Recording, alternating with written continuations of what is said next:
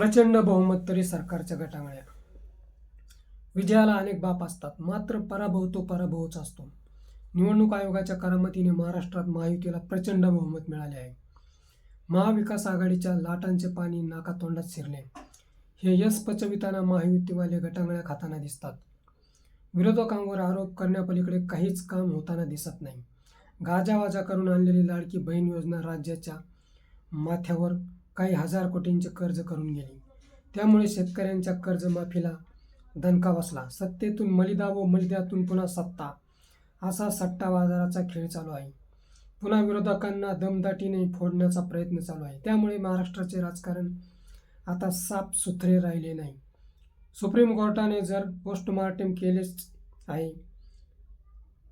दिवा जाता जाता जास्त फडकतोय, असेच होण्याची दाट शक्यता आहे. कोर्टाने मतदानाचे पावित्र्य जपलेच पाहिजे असा दांडपट्टा फिरवला आहे.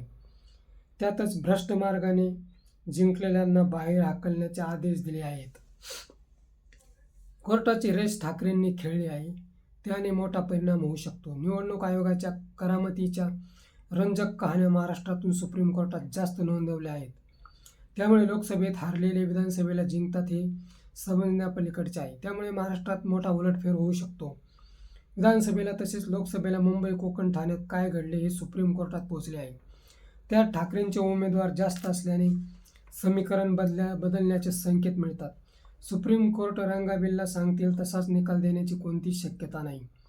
न्याय राज्यघटना, संविधान व सार्वभौमत्वाला अनुसरूनच असतो.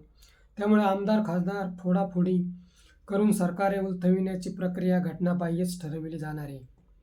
त्याचे फार गंभीर परिणाम आपल्या लोकशाहीला भोगावे लागतील.